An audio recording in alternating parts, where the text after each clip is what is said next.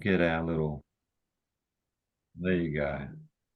Okay, folks, I think that's code. I think for all the keen, eager people are here. So keen to get our series ongoing, our water chats with colleagues across the water modelling and use profile here in Queensland. So welcome today. My name's Pete Follett from based out of the National Water Centre, and together with Sarah Cochrane and Brian McIntosh, who will join us later. We're happy to help the DESI team with the outreach of their Queensland water modelling network initiative. So, and we've been having fun this first half of the year talking to different people in different roles along this conceptual pipeline. Like we've been talking to a couple of sort of decision makers in state government and a colleague in Sunwater. So and then our last talk, we were actually talking with a modeler, John Raffini.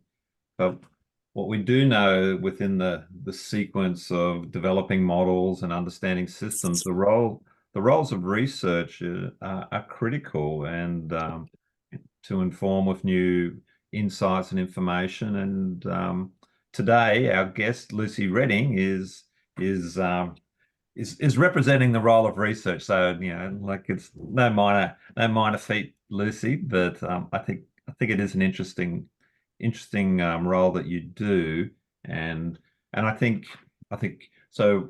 Part of the opportunity today is to try and understand where research fits into this sequence of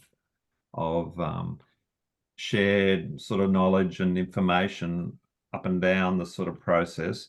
But in addition, what we'd like to do is shine a bit of a spotlight on research into groundwater, which is, as Lucy will explain in a moment, one of her specialties. So we've got a double barrel, role of research in the sort of water modelling and use space, and I suppose let's use groundwater as a bit of an area to explore.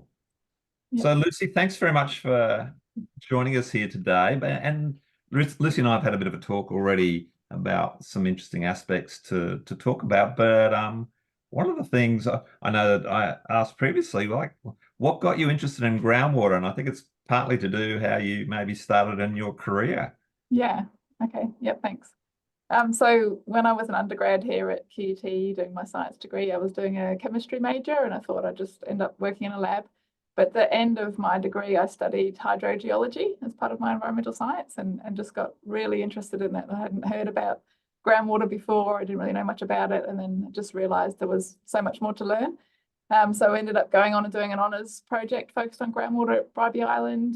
Went and worked for state government for 8 years, and just kept learning more. And I found that every different location I worked in, there's new things to learn, and I get to apply new methods and collaborate with different people. So sort of kept me interested and excited the whole way. And now I have the privilege of teaching undergraduate students groundwater, and then also growing my groundwater team here at QUT.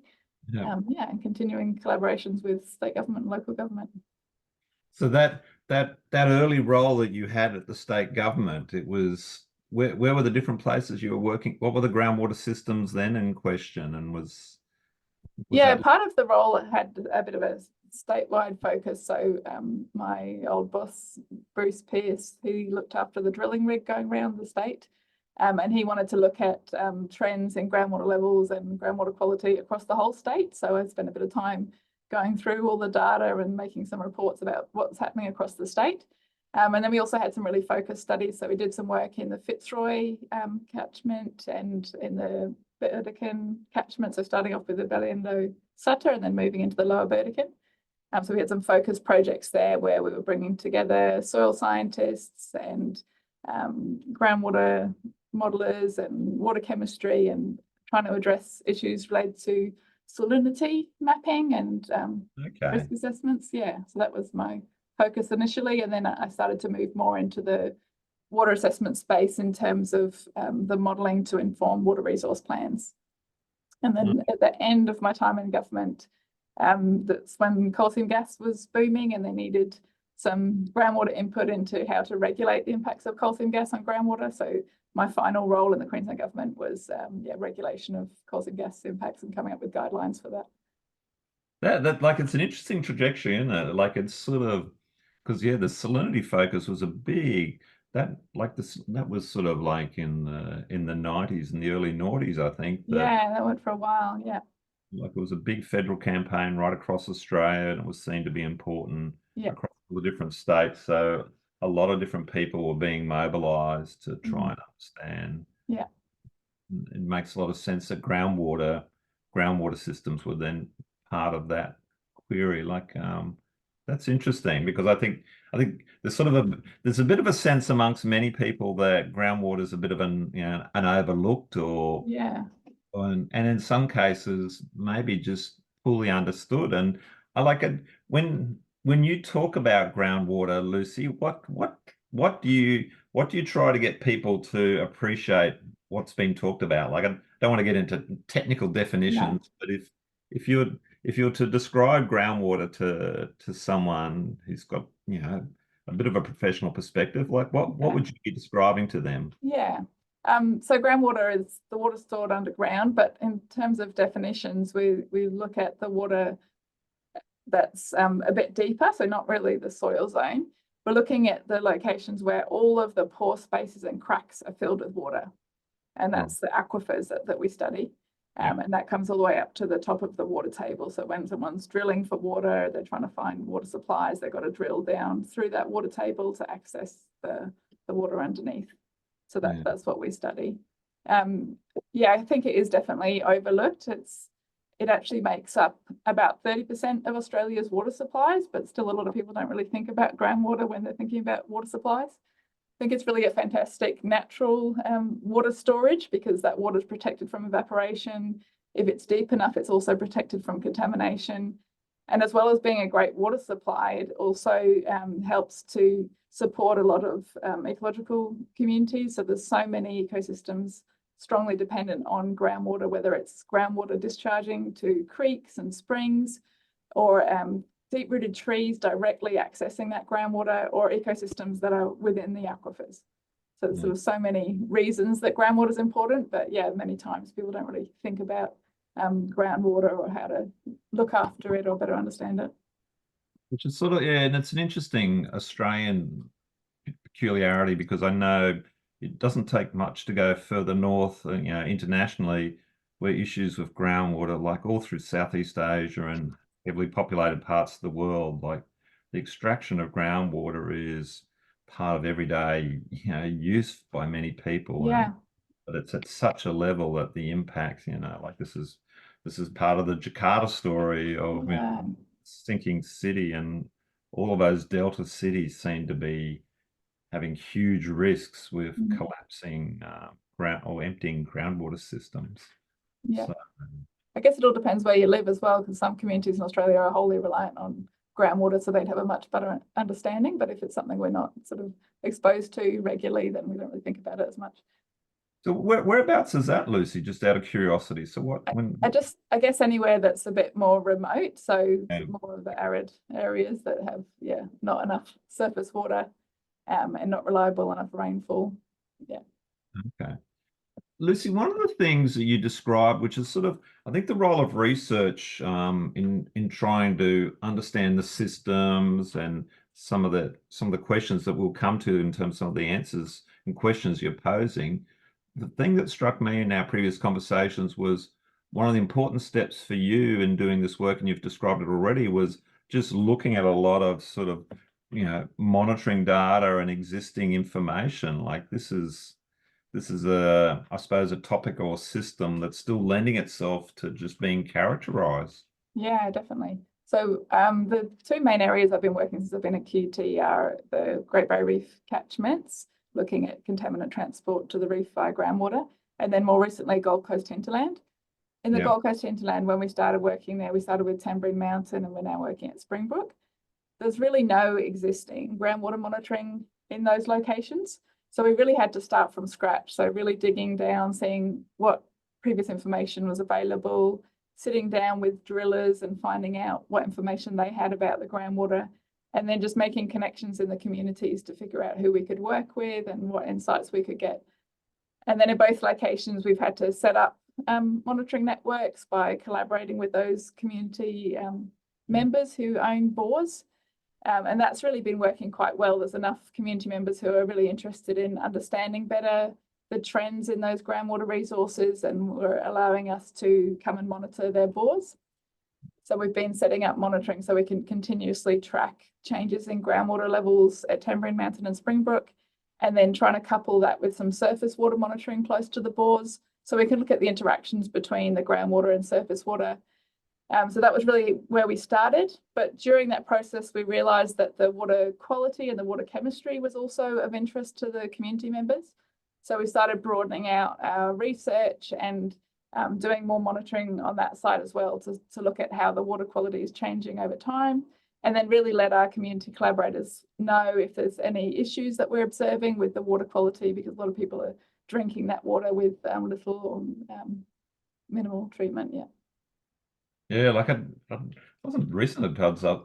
Recently I was at Tambourine Mountain. I didn't appreciate the importance of groundwater there. Like they don't have a reticulated system. No, it's groundwater or rainfall up there. Yeah, it is. So literally, so it like and the fact that you're setting up like it's nearly like a big long-term, it's a big long-term monitoring program that you're potentially opening the door to, Lucy. Like it'll be interesting to see how you can sustain this into the future, because yeah, I mean, I think starting with private bores was a good way to start, sort of low cost way, and working closely with the community.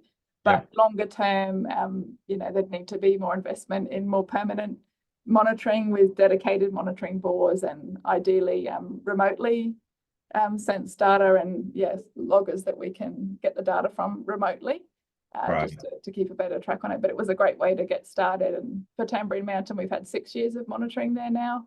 So that's been really informative. We've been able to see what happened during the drier conditions. So around 2018, 2019, looking at the trends in groundwater levels, and then seeing how they bounce back more recently, and yeah, how different parts of the aquifer are responding. So we've learned a lot. But Lucy, given the sort of the interest in the role of research, like there's an interesting little conundrum that happens here, because the ability to answer research questions, or do investigations is dependent on actually having I suppose, to use the jargon, a fit for purpose model. But the model's also dependent on you being able to characterize it as monitoring information, monitoring data. So and one of the things you described to me that I found interesting is this whole concept of what is the conceptual model that you want to just work with. So how does that come into play for you? Like Yeah, so I think in groundwater, particularly, conceptual models are really key for just visualizing the system, trying to share our understanding of the system, and then putting together the information that you need to build a numerical model.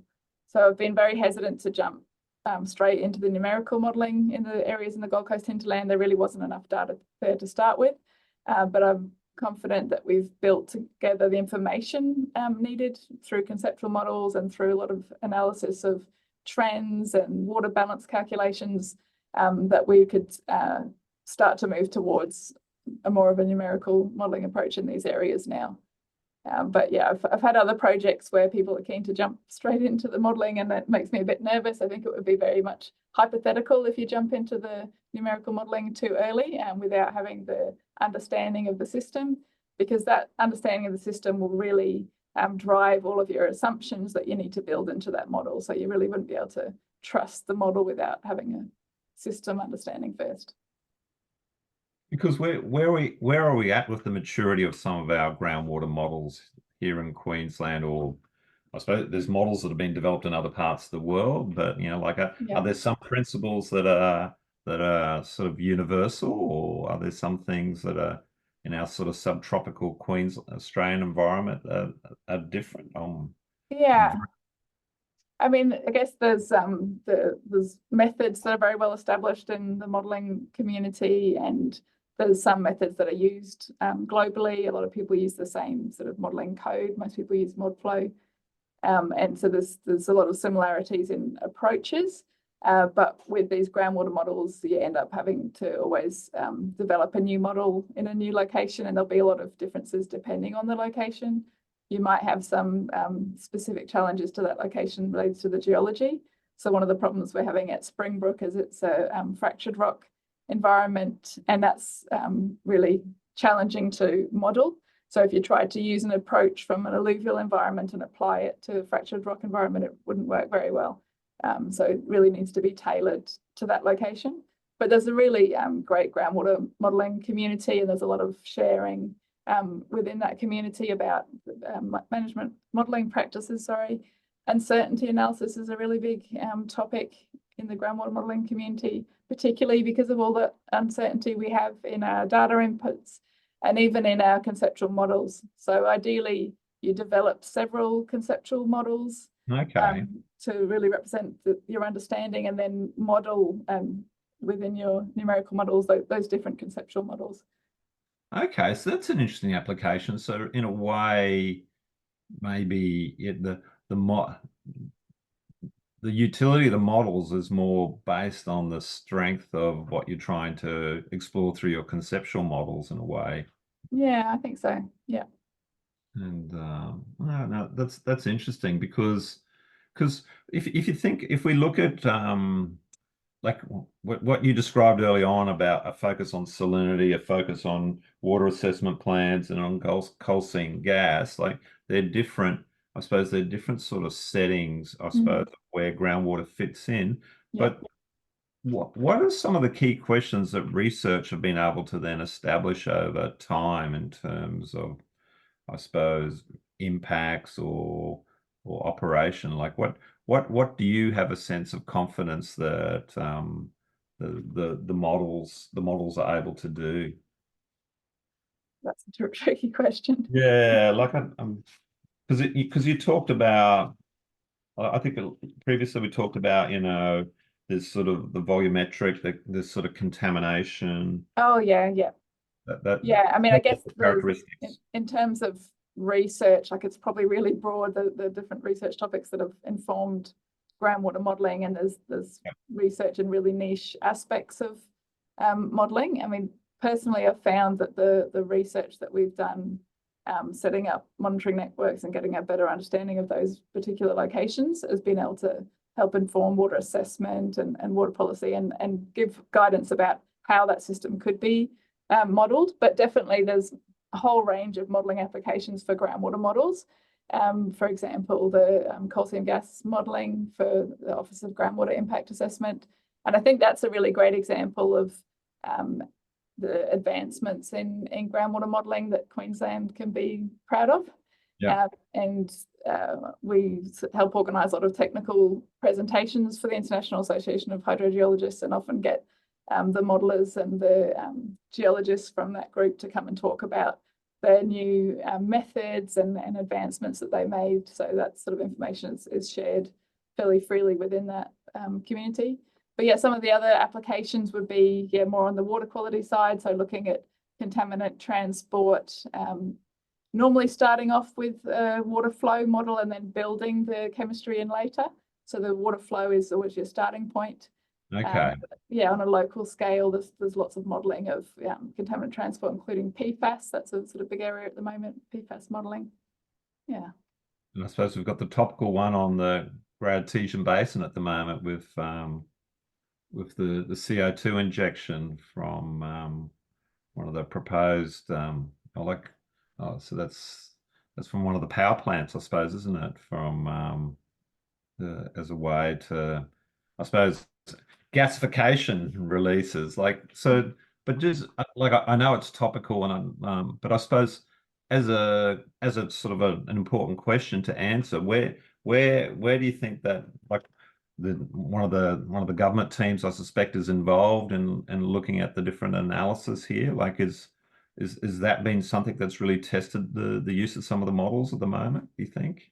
I don't know how much background. I mean, I guess it's those, I don't want to say too much on that topic, but I think that that's an area where there's probably not the data behind it yet. So, people sort of want to see what the impacts might be, and the impacts are a bit hard to predict until the injection takes place. I know with the injection of water back into aquifers from the coal seam gas projects, that was a really long-term study into what the impacts might be with laboratory testing and modelling. And then when you do the trials, you often get a few surprises in terms of how the chemistry changes and how the chemistry of the water interacts with the rocks. So it's not always, you don't always get what you expect. And so there's quite a lot of feasibility testing and yeah, sort of lab testing before you can have much idea about what might happen in that specific scenario. I think the conceptual model becomes really important there as well, because you have to make some assumptions about those different layers and where the gas might move and where the water might move after the injection. So you'd want to have a pretty clear understanding about the hydraulic properties of those different layers and how well contained that will be if you start making injections. Yeah, no, like it's sort of, I suppose it's got to that really political stage now a little bit for that one, in the sense that, you know, it's like what you say, there's not a solid profile of information. So do people go for a precautionary perspective, or is it's seen to be something? So anyway, it's obviously up in the air a little bit, but definitely keeps this particular role, you know, this focus in place. Folks, I'm just conscious, like I've been busy sort of putting some stuff to Lucy, but I'm very open to people listening in. We're not a huge group, so there's plenty of interplay that we can have with Lucy. So I'm happy to, from what we discussed so far. I think any questions for Lucy?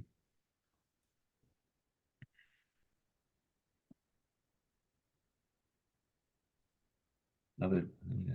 Brian. Okay, I was going to say there'd have to be something from Brian McIntosh. Hey, Brian. Hey there. Sorry, I'm in transit at the moment. I haven't quite managed to get to where I wanted to be. But Lucy, great insight into the role of conceptual models versus well, not versus, but in relation to numerical models. I suppose the question I'm keen to ask is, what's the role of research in groundwater modeling in relation to building up our kind of general understanding of groundwater systems? Because I suppose groundwater systems are probably, well, not probably, they are unique. You know, one groundwater system is not like another. And not knowing enough about the hydrogeology, I kind of get the feeling that maybe they might behave differently system to system more than a river system might. Yeah. So what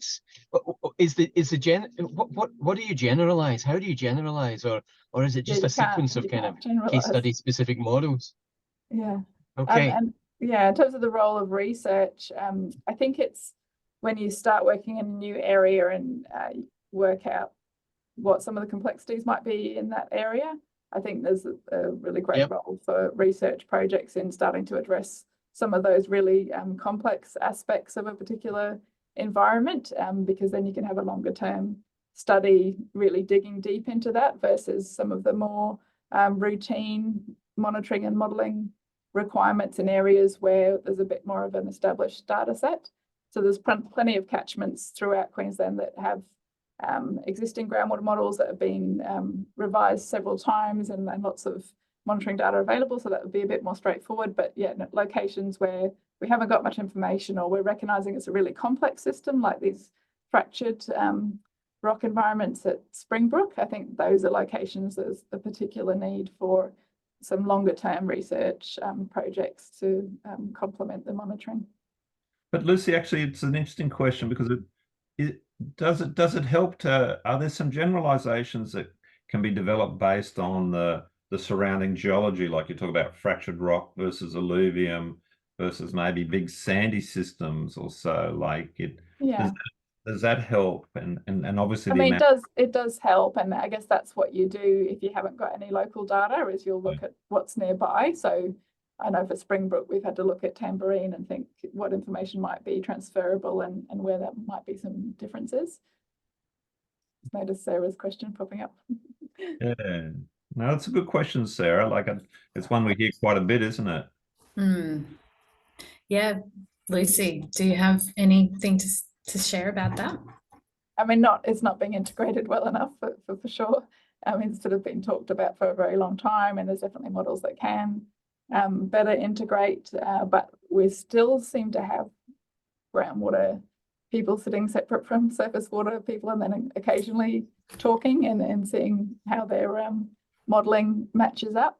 But definitely we need to work a bit more closely, and we've been learning a lot from having our monitoring closer together with our surface water and groundwater, and then also soil monitoring that we've started doing at Springbrook. So piecing these bits together, we're starting to get a better understanding of the system. We've started to work a little bit with the two-flow model developers recently to see how what we're learning about the system can improve how we model those interactions between shallow groundwater, soil water, and surface water. So that's definitely a huge opportunity to sort of improve our understanding of those interactions and how we model them. Yeah, it's still such a forgotten space. Lucy knows, I come from a little bit of a hydrogeological background myself. And yeah, it just gets lost out there in all of the conversations that we have, even here within the water modeling network. Really, everyone talks about what we can see, but the things that we can't see are much more complicated and potentially influential on what we have on the surface. Yeah, because there's such a strong interaction there, and a lot of creeks in Australia will only be flowing in dry seasons because of groundwater discharging. But again, people are not really thinking about that's where it's coming from. So yeah, you need to think about both sides all the time. Lucy, one of the things you mentioned early on, and maybe Nelson can jump in here, like in terms of in Queensland with the sort of regional water assessments, like how big a part does groundwater play in some of those sort of budgeting and forecasting and availability? Like is it there? Did you want to jump in, Nelson? Yeah, it's probably stepping outside my wheelhouse a little bit as well. I'm not too across the RWA stuff, but I know that they do put a significant, they are one of the groups that is kind of looking at both of those spaces rather than focusing more so on surface water alone, because I guess they are trying to, budget for everything that is there and kind of forward plan a little bit. But in terms of details, I'm not fully across it, unfortunately. That's okay. No, I'm just curious because I sort of, because actually Jim had to go, Jim Fear, because he sort of left an interesting question that cuts across this about, and Jim XSEQ water and all sorts of urban supplies. Like he was just curious about the role of groundwater as a sort of a storage opportunity, a bit like what's happened in Adelaide and maybe Perth over the years, where injection of groundwater aquifers has been a strategy in a few places. Yeah, I'm sure that's the direction that we'll be heading more and more, with different local council areas considering managed aquifer recharge and how that might help with saving some water supplies. Yeah. So it's something, and okay, and is there some confidence in the tool, like having a sense, okay, we've got this big volume of water, we're going to put it away there, like I mean, the technology is quite advanced, and the process of assessing the risks of managed aquifer recharge is pretty advanced as well. I think Australia has been leading a lot of projects in that space, which is great. Yeah. Okay, then. Excellent. There's another question in the chat. Yeah, sure. So, are there any geographical areas that have data gaps in groundwater that you would consider priority for research? Yeah, it's a great question. I think definitely. I mean, there's only sort of small areas of Queensland that are really well covered with monitoring, and then the rest of it is not very well covered. But in terms of prioritising, I think it would be about community needs. So if there's communities that are relying on that groundwater and there's no data about what's happening with the water quality and what's happening with the reliability, I think those would be the priority areas. An area that we're keen to start getting into is working in some remote Indigenous communities if we can, and just sort of learning more about which areas have issues with reliability or water quality, and is there anything we can do to support getting data to better inform our knowledge of groundwater in those areas and support water security. Yeah, you should. I don't know if you've linked up with Cara Beale. Yeah. Cara's Yeah, been just doing. last week.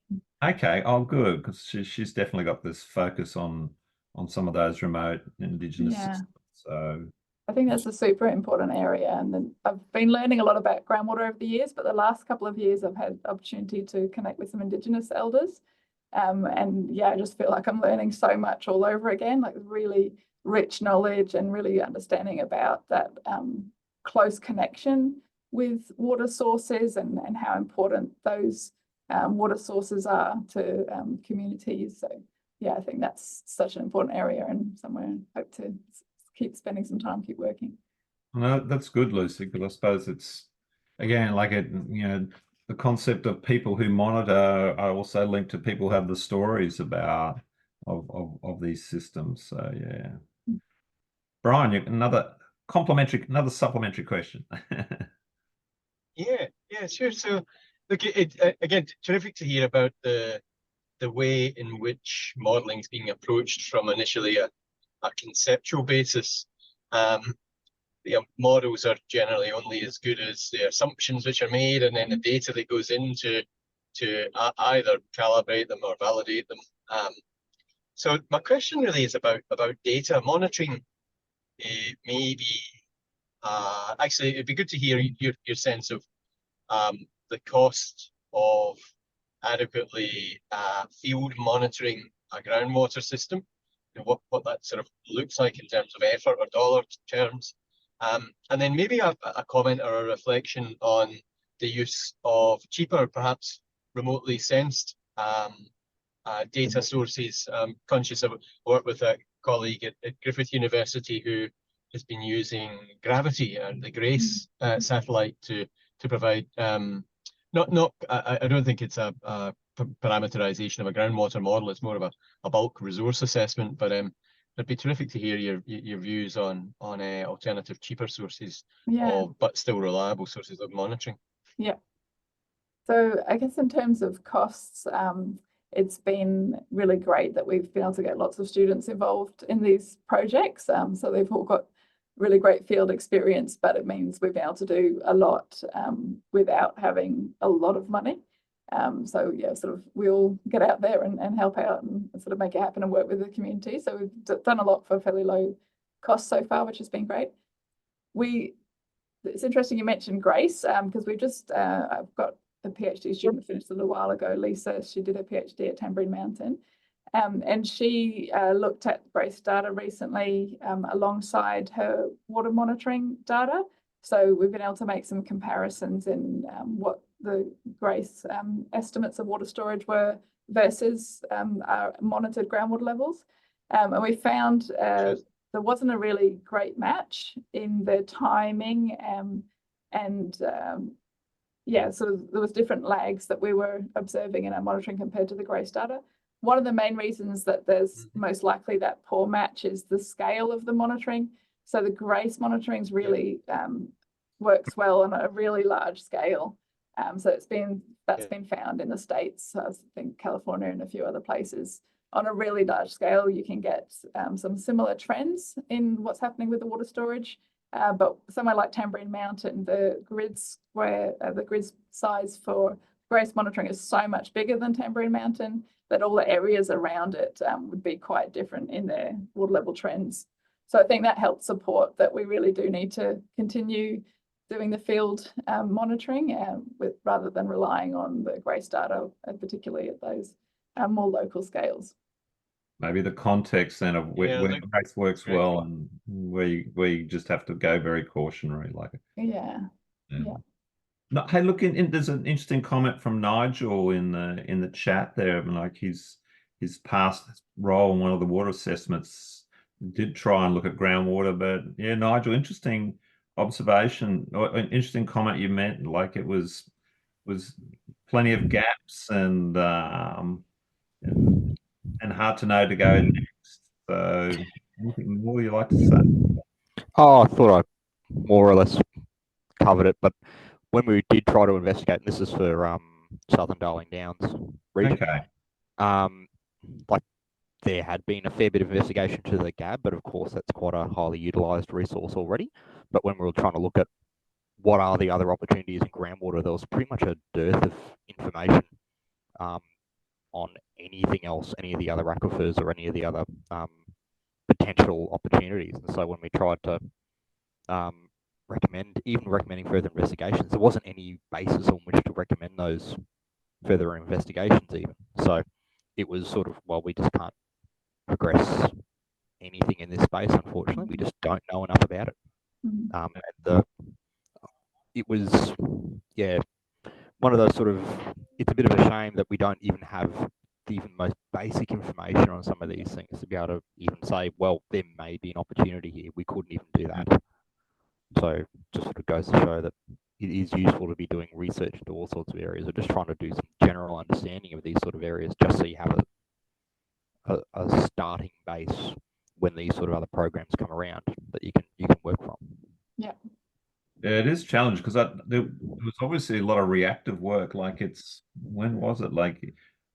Yeah, it was when Stanthorpe and Warwick were starting to run out of water, but it was also the same time, central and western New South Wales, and like there just seemed to be a huge flurry of quick and dirty monitoring going on to try and get people out of a tough spot. But can't help but think that could have been useful well in advance, not right in the middle of a dry period.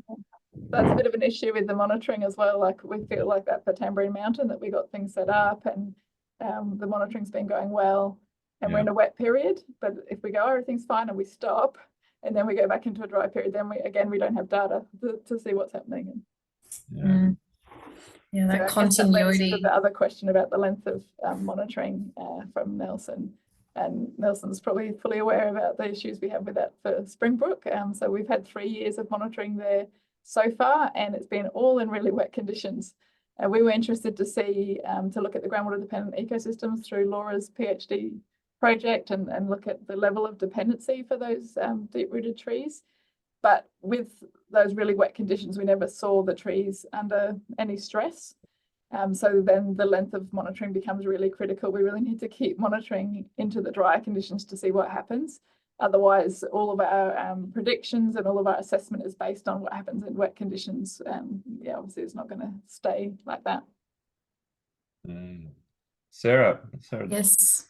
Yeah, I just wanted to ask about where all the information goes for groundwater, because I know there was it has been a little while since I was in this space, but there used to be a statewide resource that you could jump into and get information from, but I know that it wasn't complete, and there was often bores located in places that people don't know about, and there's the monitoring information that is collected. Is it accessible freely, or are for instance, the research that you've been working on, is that information broadly accessible, or is it still, restricted to the project team? Yeah. So for the Gold Coast Plan work we've been doing, we've been reporting to City of Gold Coast and Queensland Government. So we've been sharing regular updates with them about the trends, and then in some cases handing over the data as well. So it depends what they ask for. So we've been sharing that data so that they can use it directly in their water plan development, and that's something that's happening at the moment. The water plans for Gold Coast and Logan are being reviewed, and so that data is then directly able to inform that water policy as it progresses. In terms of the data that's available, the groundwater database data is still available through Queensland Globe, and it does still have those same sort of issues, that there's definitely gaps there. We found that at Springbrook and Tamborine that a lot of the bores were never registered, and drill logs hadn't been handed over, and those sort of issues remain, but the data that is there is quite easily accessible. And I know, talking to City of Gold Coast, it's an issue that's on their mind as well. A lot of bores are often drilled for specific purposes, like looking at landfill leachate, but there's recognition that it's important to properly register those bores, but then also hand that data over to start building up a better resource and look more at long-term monitoring rather than project-specific monitoring. Lucy, are there some ways to, but you mentioned like you can do some, I suppose, remote logging, or is it possible like some to sustain that length, but maybe with a less intense sort of presence on the ground? Does the remote stuff allow stuff like It does, yeah. I mean, I guess the sensors, you still kind of want to check on things fairly often, but by having the remote logging, at least we can see when something's not working, or we can see a rapid response if there's a big flood come through. So we get information quicker, and it's a great way to be able to share that information with our collaborators much more quickly as well, rather than waiting for us to get it and then plot it and QA it. So there's some definite advantages there. I'm definitely keen to move more that way. There's a new group at QUT that really focused on water sensing and developing their own sensors. So we're going to start trying them out at Springbrook pretty soon. Like Lucy, you shared with Sarah and I some nice links, I suppose, that we'll share with the group when we send out a bit of a link afterwards. So there's definitely, like, it's sort of interesting because one of the links you had was to an Australia-wide group that had developed some modelling tools, and it is, I think it's some of the industry groups themselves, like they, given some of the regulatory requirements, I think they've, like, it's not a vested interest. They've had a real interest to try and at least have some protocols in place that people can use. So it's sort of been interesting to see how industry is trying to drive some of this sort of work. Yeah. And, I think that groundwater modelling decision group that I sent the link to, I think they've really helped a lot of people to understand how to improve their modelling. I know we've had some chats with them about this issue at Springbrook, about the idea of not jumping into modelling until we've got enough data.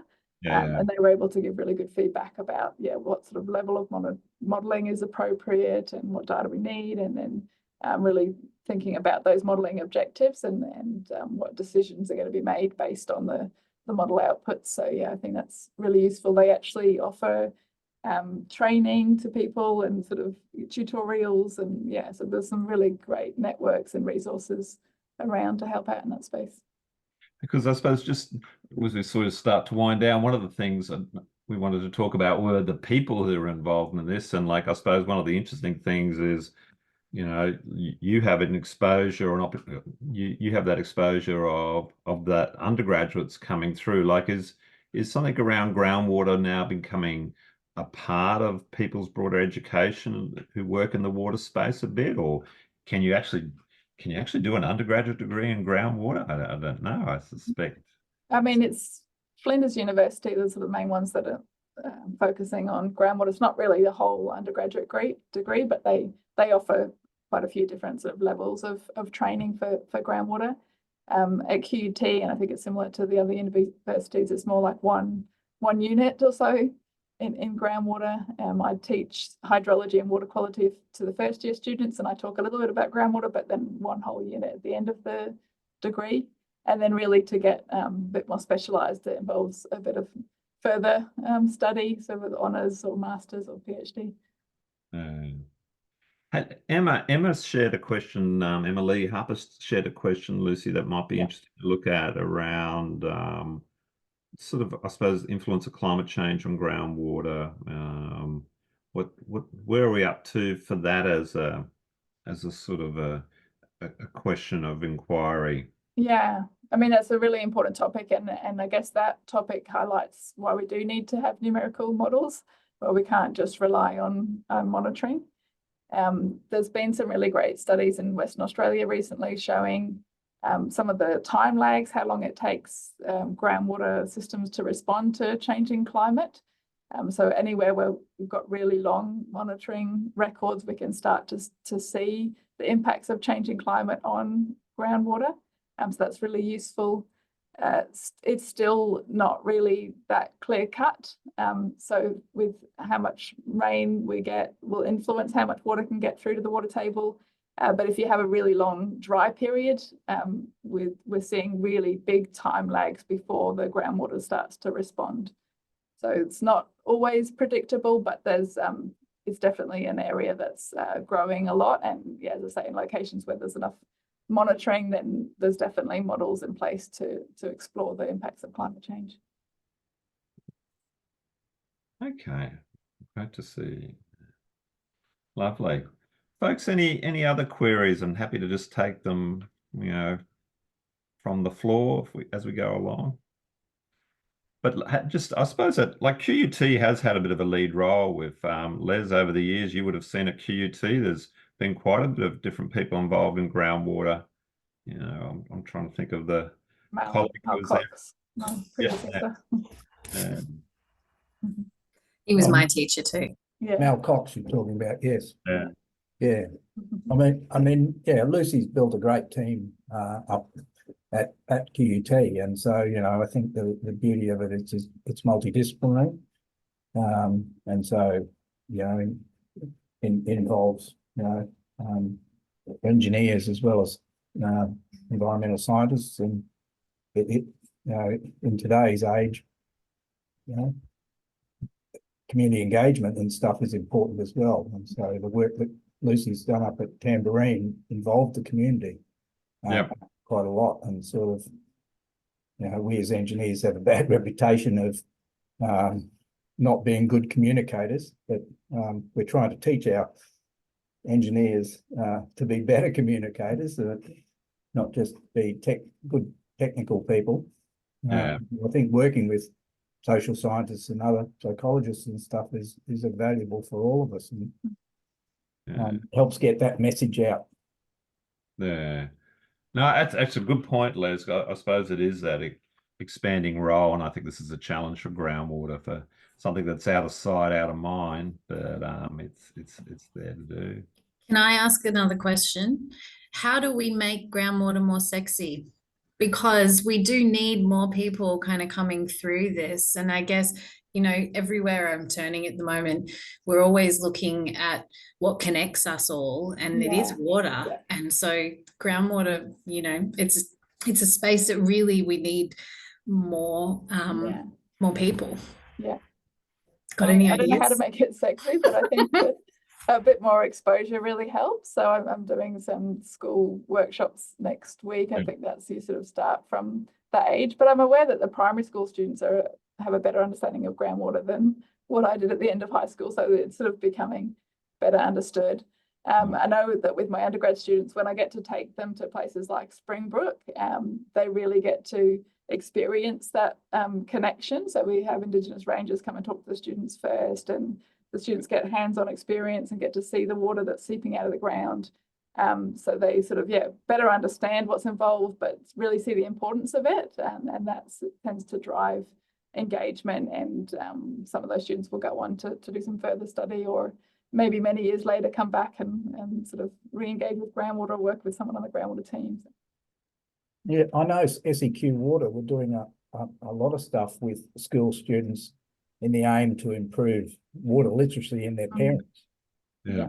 And I'm not sure where that sort of got to. That was over the last couple of years, but I think it's probably a good approach. Yeah.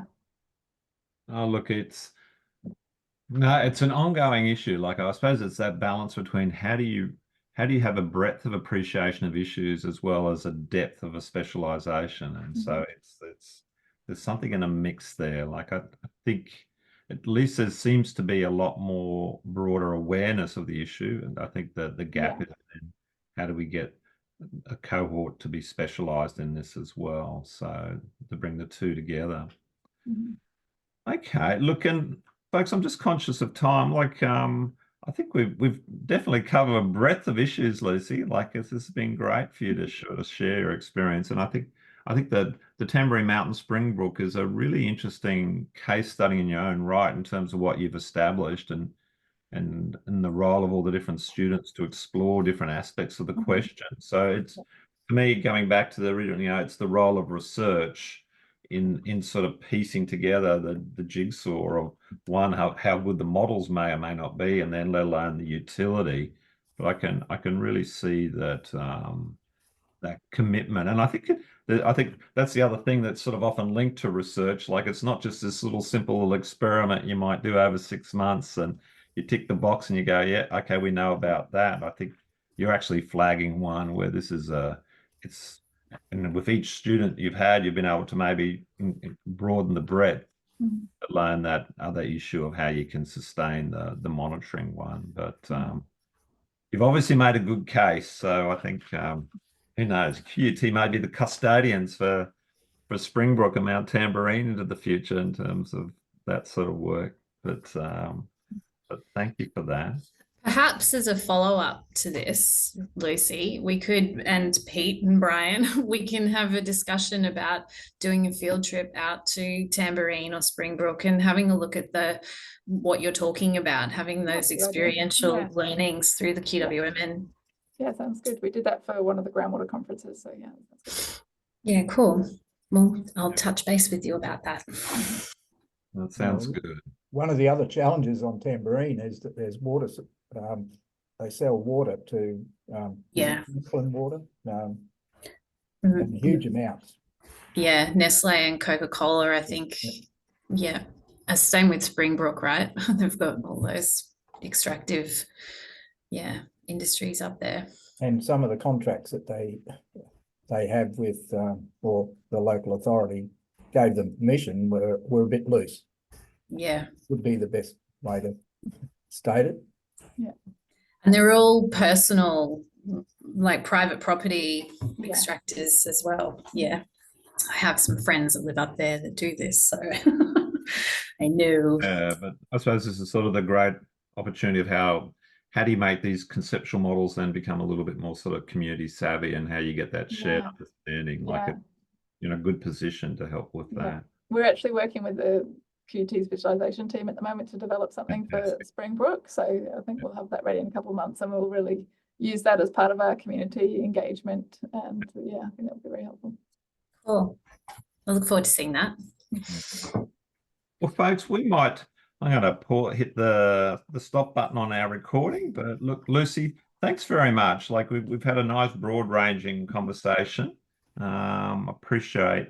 And your passion for groundwater ever since I know I've met you is just ongoing. Like and I think this is part of the research profile is it's how you keep that commitment. And I think you're a great role model of how that happened. And I know a lot of the students obviously enjoy your support and work that you do for this. So credit to you. So it's a clap from us all. Thank you, Lucy, and appreciate you having us part of the collective. And thanks everyone else for joining us. Thank you.